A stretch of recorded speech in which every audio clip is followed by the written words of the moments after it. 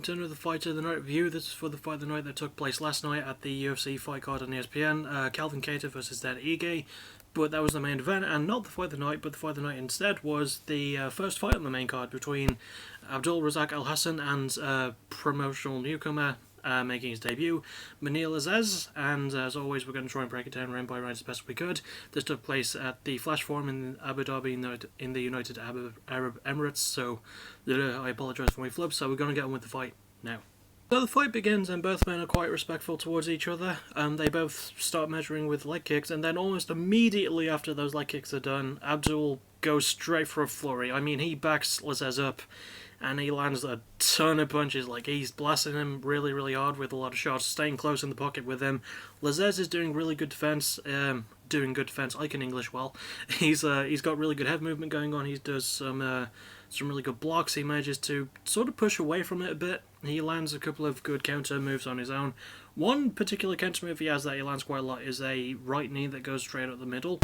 He lands that quite a bit on Alhassan, especially in the first round, but yeah, throughout the early goings of the first round, Alhassan definitely has a lot of control in the opening minute of the round. But Lezzaz manages to use his surprising technicality and uses really good head movement, and he lands a lot of really, really good shots. He throws some really good kicks. His leg kicks are on point. There's a great moment where he lands a body kick and then turns that up into a head kick as well on Alhassan. And that's basically quite a lot.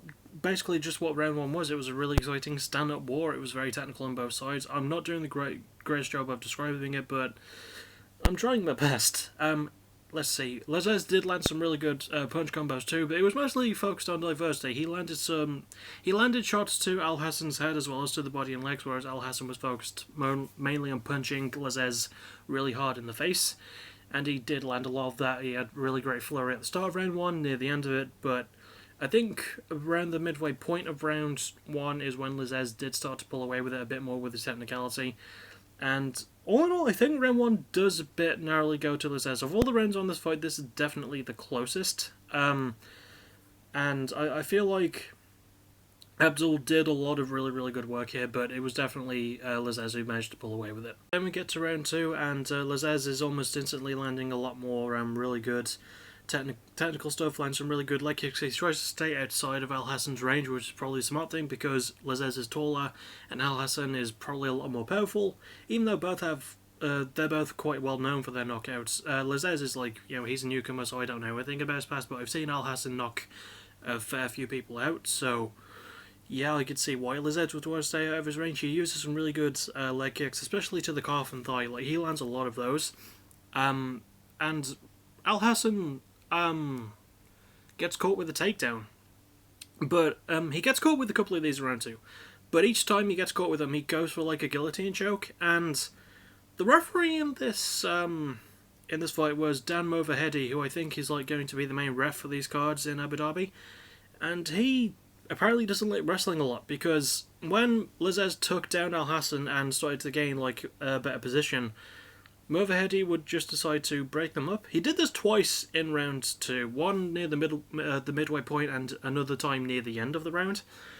And throughout the fight, like on the feet, Lezzaz was definitely like, he was pulling away with it more. He landed some really great body knees as well. That right knee to the body was great, but Alhassan landed a particularly nasty body hook as well, and it just looked really cool. And that did stun Lezzaz for a bit, I feel like, but there was a good moment in round two where I think both men threw leg kicks, and it looked like Lezzaz's landed, and Alhassan threw one, but Lezzaz checked it really well, and I thought that Alhassan's foot was going to break off, to be honest. I thought I was going to see another version of Anderson Silva getting his foot almost broken in half completely by Chris Weidman during their second fight. I had really nasty images of that, so ugh. But yeah, round two was definitely a lot more easy to decide who won. Lezzaz landed some really great striking combos. There was a good moment where he had Abdul against the cage, much like Abdul had Mounir against the cage in round one with his flurries. Mounir had Abdul against the cage with his own flurries, and he landed some really good shots.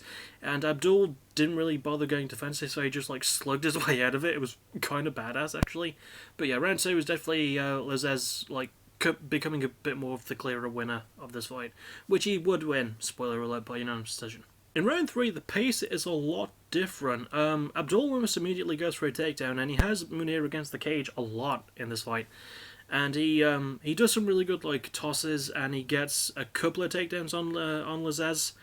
I forgot to mention. No, did I forget to mention it? I'll mention it again just in case. In round 2, like Mounir was landing a lot of good takedowns, and Abdul caught him in like some really good guillotine attempts.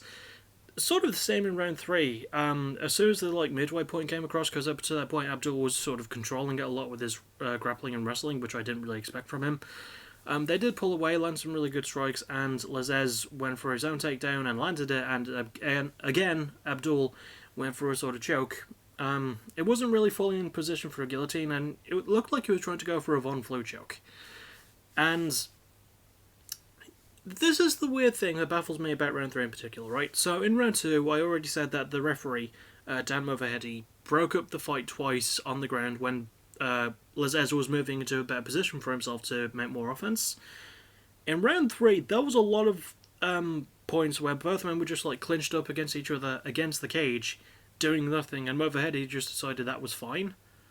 Like, not a great refereeing call, but then again, I'm not a referee, so, you know, I don't really know.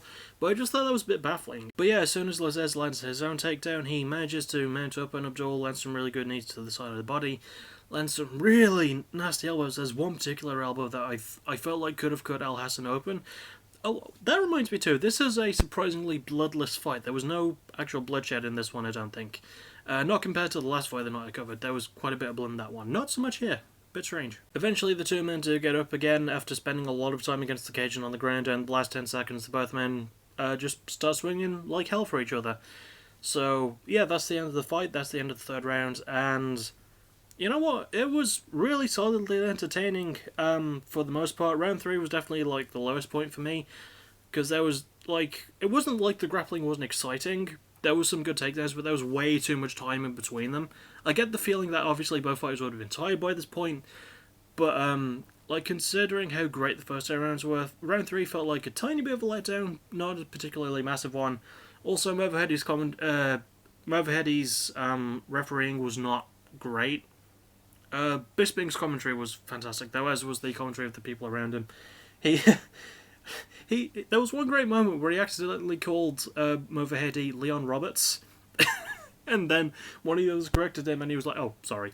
So that was quite hilarious. I guess it wouldn't be a fight of the night thing without me announcing that Bisping said something funny on commentary, so you'll have to get used to that in the future.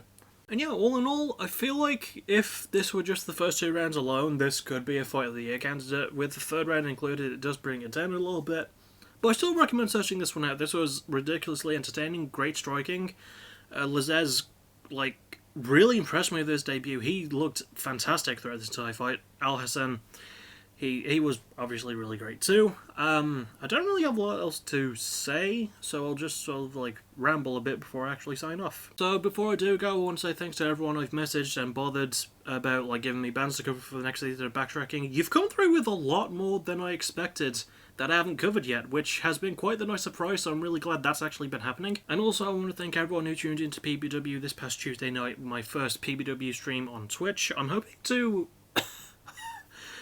to like stream more games than just that, and you know, we'll see what happens with it, because I might stream more Prominence Poker, I might stream Overwatch, I might stream anything really, I don't know. Well, anything game related, nothing like, you know, no strip shows. I'm not going to do strip shows. I will most likely see you on Sunday for a couple of things. One is the next Fight of the Night review, because I think there's a fight card on Saturday? 19th. No, there is one on Sunday.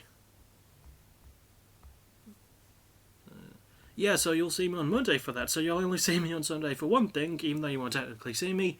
Endgame 3 by CWL. It is going to be stacked to the fucking gills. I can't wait to see you all there. I'll sign off now because I don't have a lot to say. Oh, and also at some point next week, you'll get the return of Backtracking with Evanescence and the very brief history of them. So, yeah. As always, thank you for watching. You're awesome. Bye-bye.